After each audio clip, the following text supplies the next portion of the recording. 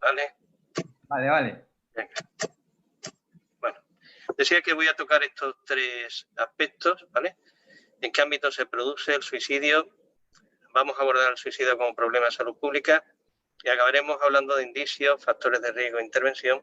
Como decía antes, que bueno, soy consciente que se puede solapar con lo ya dicho, pero bueno, no puedo evitarlo, ¿no? Bueno, ¿en qué ámbito se produce? Lo primero es comentar que, además de las reacciones agudas de ansiedad que podemos encontrar en las situaciones de crisis, esas reacciones disociativas, depresivas, etcétera, ¿no? Esa amplia gama de situaciones que trataríamos dentro del campo de la intervención en crisis, el riesgo de suicidio es una posibilidad que siempre hay que valorar en cualquier intervención en crisis. Y hay que tener en cuenta que los comportamientos tanto colectivos como individuales en este tipo de situaciones pues están más dirigidos por las emociones que por la cognición. Con lo cual, cualquier intervención que se haga, cualquier aspecto desde el abordaje del suicidio tendrá que tener en cuenta este factor. También en situaciones colectivas, en situaciones ante desastres, pues nos vamos a encontrar que la urgencia de la situación impone tomar decisiones rápidas, con lo cual no se facilita el llevar a cabo una evaluación detallada y se nos pueden escapar pues posibles suicidios en potencia que no son valorados convenientemente, ¿no?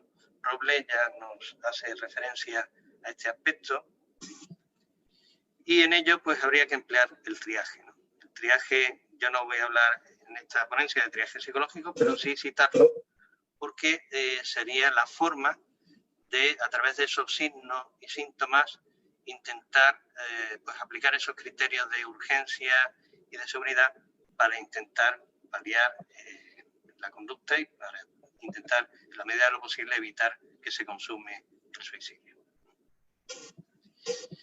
Bueno, es verdad que tanto en cualquier intervención de crisis individual como colectiva, los protocolos y procedimientos en servicios de urgencia y emergencia son fundamentales.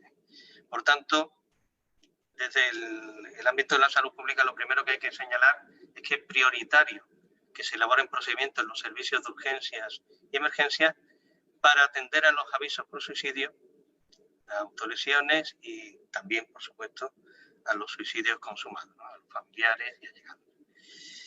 Estos protocolos pues, facilitan la intervención y en cierta medida también protegen emocionalmente al interviniente frente a un desenlace fatal, porque si existe un protocolo y aún así se acaba consumando el suicidio, al menos queda esa cierta, entre comillas, tranquilidad al interviniente de que se hizo todo lo humanamente posible y se aplicó el protocolo correcto. Un ejemplo de protocolo, pues, es conocido por todos, el procedimiento asistencial que incorpora SAMUR Protección Civil de Madrid. En su manual de procedimiento incluye también la asistencia psicológica en conducta suicida. Y bueno, mi antecesor, el ponente anterior, ha hablado, por supuesto, de los intervinientes, ¿no? El personal interviniente de emergencia, por la propia naturaleza de su labor, pues se ven expuestos frecuentemente a situaciones potencialmente estresantes y algunas de gran impacto. Así que hemos definido este tipo de situaciones como incidentes o situaciones críticas que están en el día a día de cada uno de esos intervinientes, ya sean policías, bomberos, personal sanitario, de rescate, etc. Bueno, yo no me voy a detener mucho en los cuerpos policiales, que también lo iba a abordar desde la perspectiva de salud pública, porque estaría volviendo a repetir exactamente lo que ha comentado mi compañero. Pero sí decir que son una población con especial riesgo, como decía mi compañero antes, quizás no tanto por su propia labor, sino también por el acceso a armas, etcétera. Hay distintos aspectos.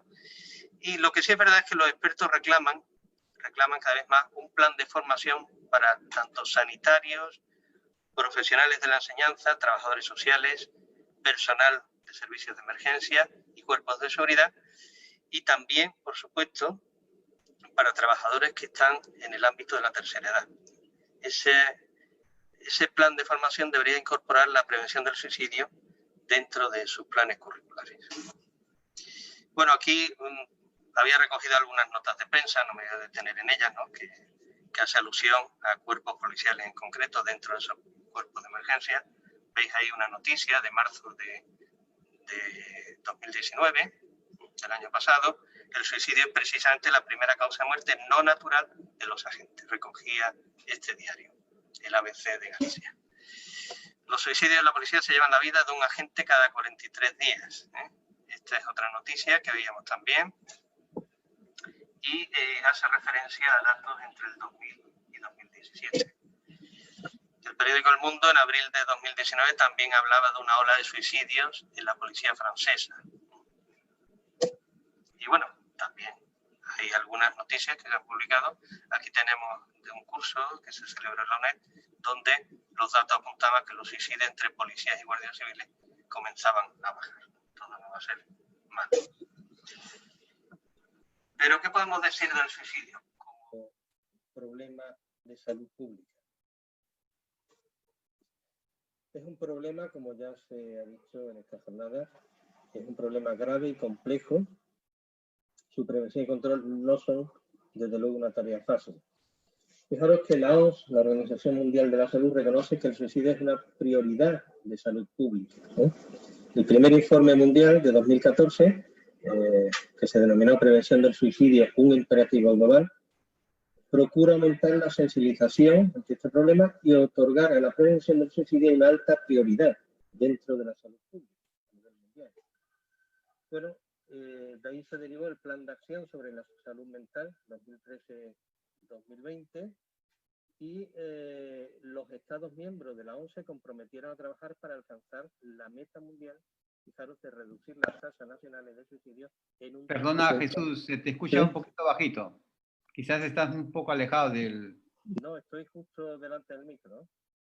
Ah, vale. Por rato se te escucha bien y después bien. Sí. Vale, ahí está bien. Perfecto. No sé si será un problema del sistema.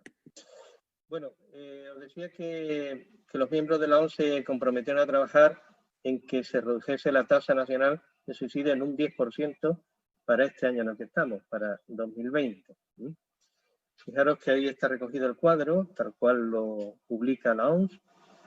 Y en las observaciones o los supuestos abajo podéis ver que nos dice: las medidas eficaces para alcanzar esta meta requieren una acción conjunta de múltiples sectores, ajenos al sector de la salud. Es decir, esto conlleva un enfoque multidisciplinar, ¿no?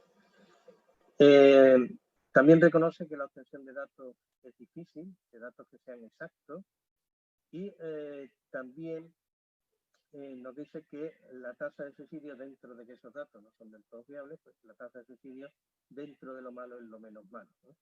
Más que hablar de número total de suicidios, debemos hablar de tasa de suicidio. Bueno, ¿cuáles son esas medidas del plan para la prevención del suicidio que la OMS recogió en ese informe? Pues mirad, aquí he recogido algunas. Tampoco quiero ser muy exhaustivo para no cansaros. Esto lo vais a tener después. Elaborar y aplicar estrategias nacionales integrales de prevención, prestando pues especial atención a colectivos donde sabemos ya de antemano que hay un mayor riesgo. Ahora hablaremos de ello. Restricción del acceso a medios de autolesión y suicidio, armas de fuego, plaguicidas, etcétera. Bueno, antes se ha hablado de los cuerpos policiales que obviamente por su propio trabajo pues tienen acceso en general a armas de fuego, ¿no? También promoción de iniciativas de prevención en el lugar de trabajo, es decir, fomentar unas condiciones de trabajo seguras, prestando atención a aspectos de la salud mental, organizando cursos de gestión del estrés, etcétera. También recomendaba la mejora de la respuesta del sistema de salud a las autolesiones y los suicidios. Es verdad que no hay una respuesta clara y unánime en todo el Sistema Nacional de Salud, por lo menos en nuestro país. La potenciación de grupos de autoayuda, de apoyo social. Utilizar los recursos comunitarios para optimizar ese apoyo social. También, fijaros, fomentar prácticas que pueden ser consideradas tradicionales, como aquellas que tengan cierta evidencia para prevenir estados de estrés, etcétera. Pone de ejemplo el yoga y la meditación, por supuesto hay otras muchas, ¿no? La formulación de políticas y medidas de protección a poblaciones especialmente vulnerables, en situaciones de crisis financiera o económica, como la que estamos viviendo y la que nos viene encima. ¿Sí? Y quisiera resaltar estas últimas, las he puesto en rojo precisamente por ello, la promoción de una información responsable por parte de los medios en relación a los casos de suicidio, por parte de los medios de comunicación. Hay autores que recogen que la difusión de información detallada sobre casos de suicidio pues, pueden producir, y de hecho parece que así ocurre, ese efecto de imitación. Es decir, por un lado vemos que hay que informar y es necesario hablar del suicidio, pero por otro lado sabemos que se produce ese efecto de imitación y empieza a haber trabajos científicos que nos dan evidencia sobre ello. Ahí hay recogido medio centenar de trabajos científicos que indican que tras la publicación de informaciones irresponsables aumentan las conductas suicidas. Habría que definir qué es esa publicación irresponsable o a qué le llamamos una información emitida con responsabilidad, pero eso sería tema para otra conferencia. El caso es que habría que tener en cuenta también la potenciación del uso de las redes sociales en la estrategia de promoción y prevención. Y las redes sociales sabemos que para todo hoy en día es algo fundamental y que tiene una influencia en la población enorme. Pues utilicémoslo precisamente para esa prevención del suicidio. La sensibilización pública, mediática sobre la magnitud del problema, pues bueno, jornadas como estas de alguna forma aportan un granito de arena también ahí, ¿no? Fijaros, pero hay muchos problemas que no se han resuelto.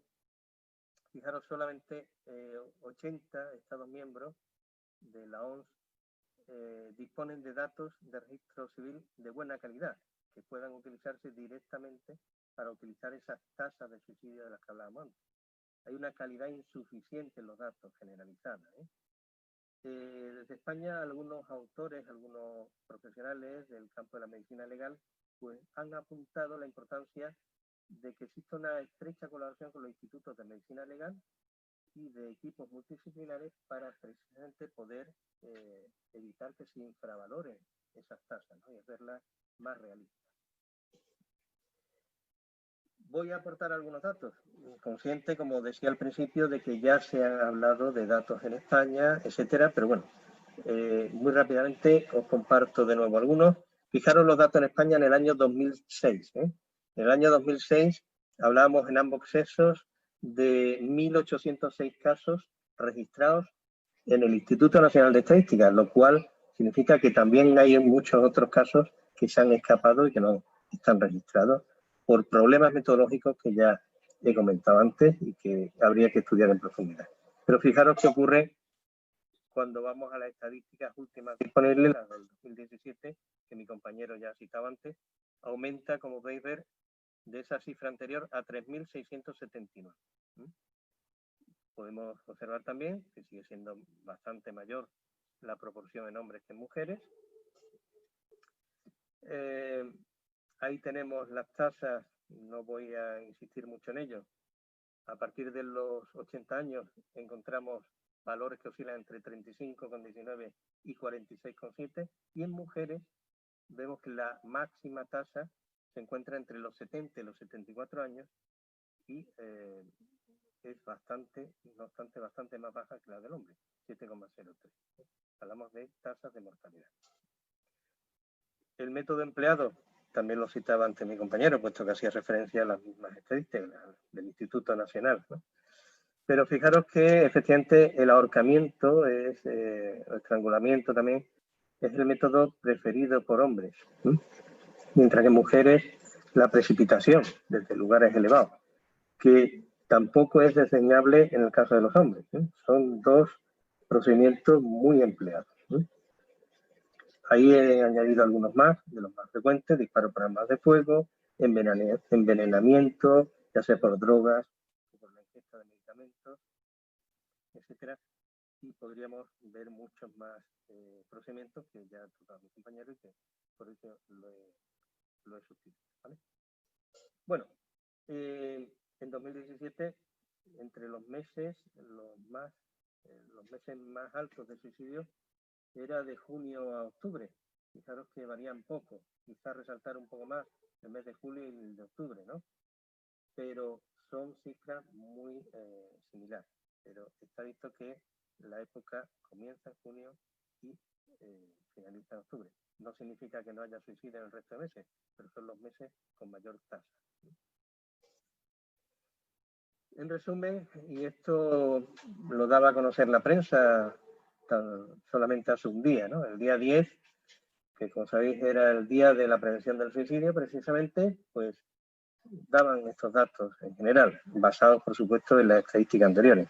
En definitiva, esas estadísticas que hemos visto se resumen aquí. Se producen, hablando de España, 10 suicidios al día, ¿eh? Un suicidio cada 2 horas y media. 3 de cada 4 suicidios son en varones. Fallecen más personas, el doble en concreto, por suicidio que por accidentes de tráfico.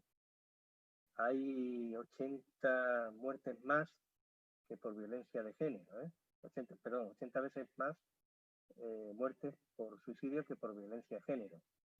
El riesgo de suicidio está aumentando con la edad, y la mayor tasa es en varones mayores de 79 años. Pero cuidado, porque también se está observando siempre que el riesgo de suicidio está aumentando en edades tempranas, en menores. Bueno, vamos a hablar un poco de los indicios, factores de riesgo e intervención.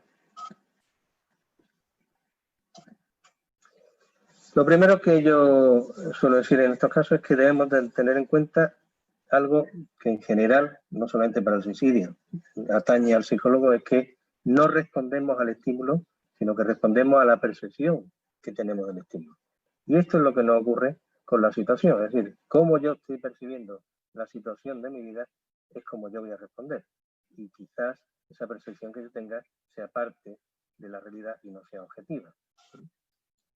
Bueno, este esquema que me gusta poner en muchas charlas nos recuerda un poco que la información que nos llega del mundo exterior pasa por nuestro sistema sensorial, pasa por un filtro de conocimiento, que es ese filtro que conlleva pues todo el conocimiento que vamos almacenando a lo largo de nuestra vida, y también por un filtro de valores.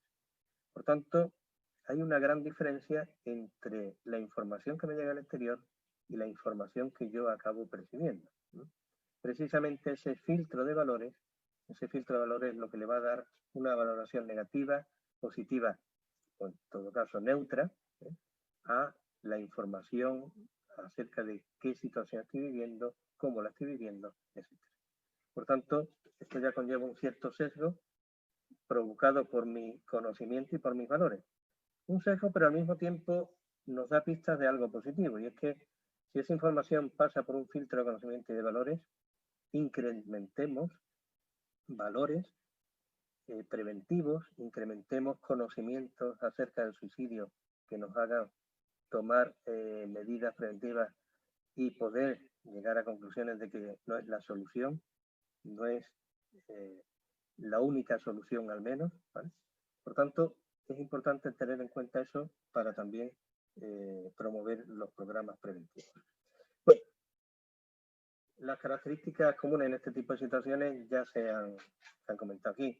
La presencia de ambivalencia en los sentimientos, una alta impulsividad, de hecho, pues personas que puntúan alto en impulsividad en las selecciones de personal para cuerpos policiales, etcétera, pues no son precisamente las mejor elegidas, ¿no?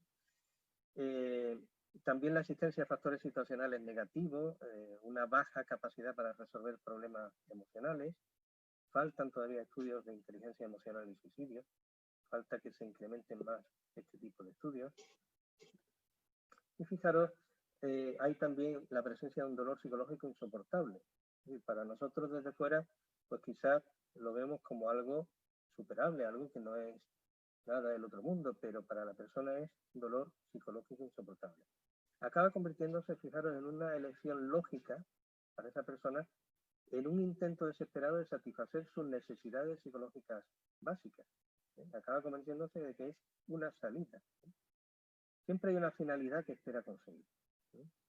Y también está presente la desesperanza, la falta de ver otra salida, y se acaba convirtiendo, como os decía, en esa única opción que parece posible para terminar con ese dolor. Es una huida desesperada, ¿no? También el intento de suicidio, el suicidio puede ser un intento desesperado por recibir ayuda sin rogar, sin necesidad de ponerte de rodillas, sin necesidad de someterte a los demás, sino que es una forma de captar esa atención. En la mayoría de los casos dan algún aviso o indicio de sus intenciones. Otra cosa es que los demás nos demos cuenta o no. Otra cosa es que lo percibamos. Y entre esos indicios, como señala mi compañero Fernando Muñoz en sus charlas sobre suicidio, se subrayaría el que empiezan a regalar pertenencias, dejan sus asuntos regalados, etcétera. Arreglados, perdón. Es decir, la persona que quiere ir al notario, dejar todo su herencia, sus bienes por escrito, bien arreglados, bien preparados, toma acciones para que en el banco dejar todo también previsto, regala cosas a las que tenía especial cariño, etcétera. Pues todo eso suelen ser avisos solapados, pero que los pueden alertar, ¿no? Y cuando presentan esa tranquilidad tras haber estado en periodo con un ánimo depresivo, melancólico, etcétera, eso debe ser una señal de alerta porque posiblemente ya ha decidido suicidarse. Ya sabe cómo lo va a hacer o cuándo lo va a hacer. Factores de riesgo hay muchos, ya mi compañero ha hablado antes de ellos, ¿no? Aquí este cuadro de estos dos autores, recogido en un artículo de Salud Pública del 2012, fijaros que atañen a la sociedad, a la comunidad, a las relaciones interpersonales y al propio individuo, ¿no? Ahí tenéis recogido, así a grandes rasgos, pues fijaros, respecto a la sociedad, acceso insuficiente a servicios sanitarios es un gran problema. El que la búsqueda de ayuda siga estando estigmatizada, ¿eh? También, según la sociedad de la que estemos hablando, creencias culturales, religiosas en relación al suicidio, ¿no? En cuanto a la comunidad, pues fijaros, la exposición a conductas suicidas y en esa comunidad pues, es algo frecuente, incluso a través de nuevas tecnologías, de redes sociales, etcétera, que haya barreras para acceder a servicios sanitarios de salud mental o de drogodependencia, otro tipo de dependencias, pues también es un factor de riesgo. En las relaciones interpersonales, pues, por supuesto, relaciones disfuncionales dentro de la familia, pérdidas sociales, pérdidas del empleo, pérdidas económicas, acontecimientos vitales estresantes, ¿no? Todo eso contribuye y dentro y estrechamente relacionado con las relaciones interpersonales, dentro del aspecto de la esfera del propio individuo, la presencia de trastornos mentales, el abuso de tóxicos, especialmente alcohol, ¿eh? Como hemos dicho antes, la impulsividad, el haber sufrido abusos, tener una historia de abusos, de traumas, etcétera, enfermedades que no tienen buena perspectiva, que sabe el paciente pues, que no tiene solución, el tener conductas suicidas previas, como resaltaré ahora, es un factor muy importante de prevención, y por supuesto antecedentes familiares, ¿no? Dentro de la misma familia, pues si ha habido, esto se considera también un factor de riesgo. Por tanto, ahí lo tenéis un poco recogido. Vuelvo a insistir en que los hombres presentan mayor tasa y métodos más letales, ¿no? Fijaros, las mujeres lo intentan 3 veces más que los hombres, pero los hombres lo consuman 3 veces más que las mujeres, ¿eh? Y la edad también es un factor que hace que aumente ese riesgo, pero sin perder de vista, como os decía antes, que en los jóvenes, por supuesto que se producen, ¿eh? Los jóvenes también se considera un grupo de riesgo. En los datos que presentábamos antes, del 2017, había 273 casos consumados entre 15 y 29 años, ¿no? Y subrayo de nuevo que los intentos previos son el mejor predictor junto a los antecedentes familiares. Trastornos mentales, que ya recogía el cuadro anterior, problemas de salud física, como pacientes terminales, dolor crónico, etc. Y otro factor de interés son las nuevas tecnologías. El medio informático es un instrumento de doble filo, ¿eh? Unas páginas web ayudan a neutralizar esas tendencias autoagresivas y otras, en cambio, fijaros, facilitan esa materialización. Es decir, si yo pongo ahora en Google cómo suicidarme, pues voy a encontrar ciertas cosas que me dan ideas, ¿eh? Y esto es como todo. Como sabemos, Google, los buscadores, las redes, etcétera, en definitiva, Internet es un medio, un arma de doble filo, ¿sí? Para lo bueno y para lo malo. El sujeto que esté interesado en suicidarse, pues va a descubrir en las informáticas datos sobre el fenómeno suicida que no siempre tienen el rigor científico que sería de desear. Bueno, ¿qué tener en cuenta a la hora de acudir a un aviso? No es el tema principal de mi ponencia, pero una breve pincelada. Y lo primero que comienzo a decir es esto, que incluso los parasuicidios, y las llamadas de atención a veces salen mal y se convierten en un suicidio consumado. Tener en cuenta que esos antecedentes, esos factores de riesgo de los que hemos hablado, esa posible presencia de psicopatología, es lo que está en la base, ¿eh? Es lo que está en la base que fomenta, incrementa el hecho de que el suicidio se convierta en una posible opción a tomar, ¿eh? Esa posible opción a tomar pues permanece latente, permanece en mente cierto tiempo, a veces más, otras veces menos, y la siguiente fase sería una fase de ambivalencia intensa. El sujeto quiere acabar con ese dolor insoportable, quiere matarse, pero no se quiere morir, ¿no? Esa contradicción que encontramos en el suicidio, y es una fase muy angustiosa para el individuo. De ahí, pues se pasa a esa fase de decisión en firme de ejecutarlo, que es a lo que me refería antes con esa cierta relajación que a veces se puede observar en este tipo de pacientes, en los cuales, pues, habiendo estado muy angustiados, de pronto se relajan porque han pasado ya esa fase angustiosa de ambivalencia a la fase de decisión en firme de ejecutarlo, que es donde comienza la intervención, ¿no? Es decir, cuando, a no ser que tengamos noticias muy tempranas de ideas suicidas, normalmente la intervención comienza cuando ha habido un intento, ¿sí? Cuando ya la familia llama porque la persona lo ha intentado o porque la persona está en un suicidio en curso, es decir, está en el piso de una ventana y amenaza con saltar o con pegarse un tiro, etc. La intervención va de abajo arriba, pero nunca debe de perder de vista esos antecedentes, esos factores de riesgo, esa posible psicopatología que está de base en la conducta suicida. El objetivo inmediato en esa intervención va a ser que no lo ejecute ahora, que lo aplace, ¿sí? Porque es una intervención de emergencia, no es una intervención de consulta, ¿eh? Estoy hablando del manejo del intento y de la negociación.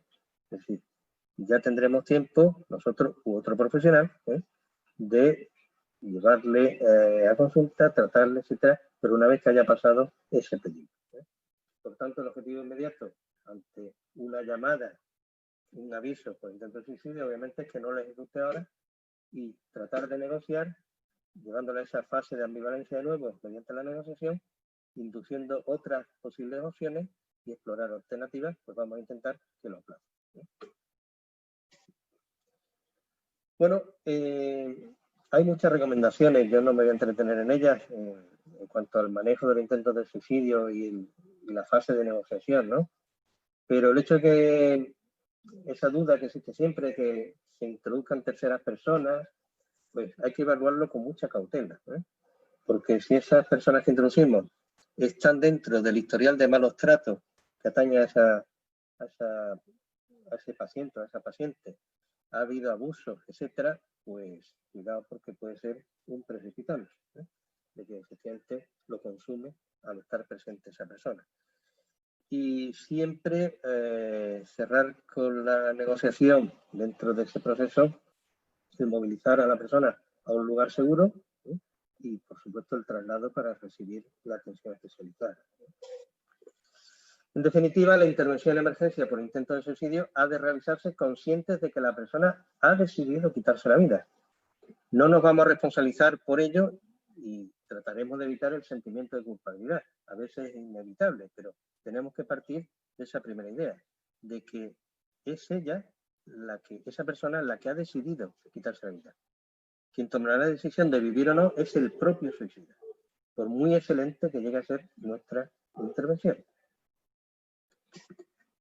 Por último, no podía acabar sin hacer una referencia a la situación actual que vivimos, una situación de pandemia, ¿no?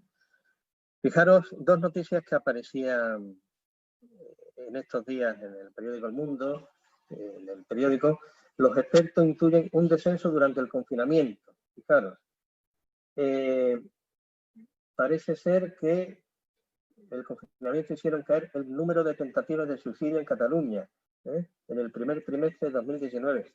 Fijaros que esas noticias parecen relacionar positivamente el confinamiento con el suicidio. Tiene su lógica. Pero cuidado porque, claro, el suicidio, si esa persona ha estado acompañada de otros seres queridos, de otros miembros de la familia, de otros compañeros, etcétera, pues no ha tenido a lo mejor las mismas ocasiones que cuando estaba solo, o si pensaba hacerlo fuera del hogar, pues se le ha impedido gracias al confinamiento. Obviamente la solución no es estar confinados eternamente, ¿no? Pero además, fijaros que esto de la pandemia no hagáis la idea de que es un punto positivo en el tema del suicidio.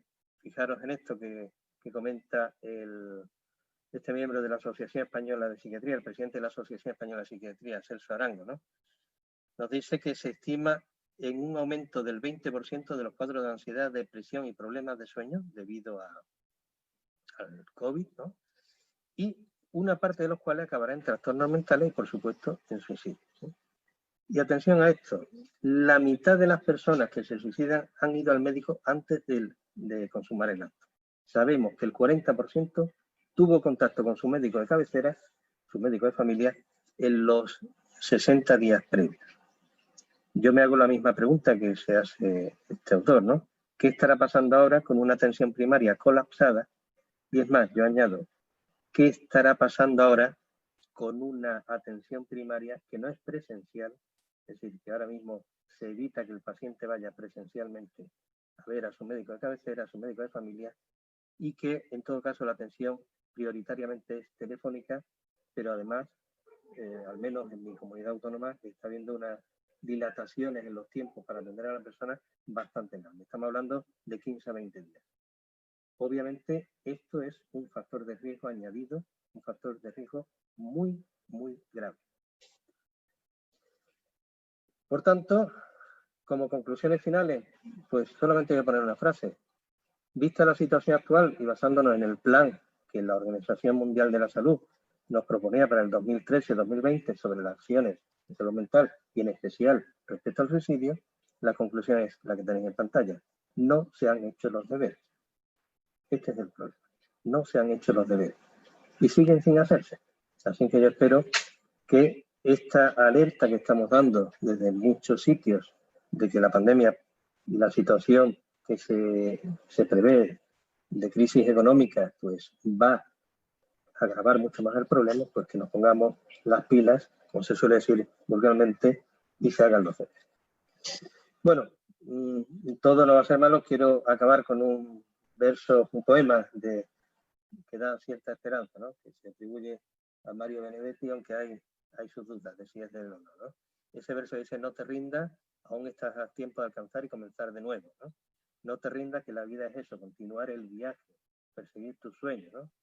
No te rindas, por favor, no cedas, aunque el frío queme, aunque el miedo muerda, aunque el sol se esconda y se calle el viento, ¿no? Y fijaros, porque dice ahí, vivir la vida y aceptar el reto, recuperar la risa, ensayar el canto, ¿sí? Es decir, es un canto, es una oda a la esperanza, ¿eh? no te rindas, por favor, no cedas, aunque el frío queme, aunque el miedo muera. Esto sería un mensaje, un poco, para terminar. Y sobre todo en esa última frase dice, porque no estás sola, no estás solo, y porque yo te quiero.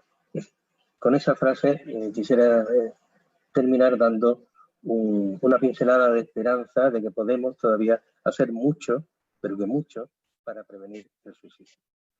Muchas gracias por vuestra atención y quedo a vuestra disposición para lo que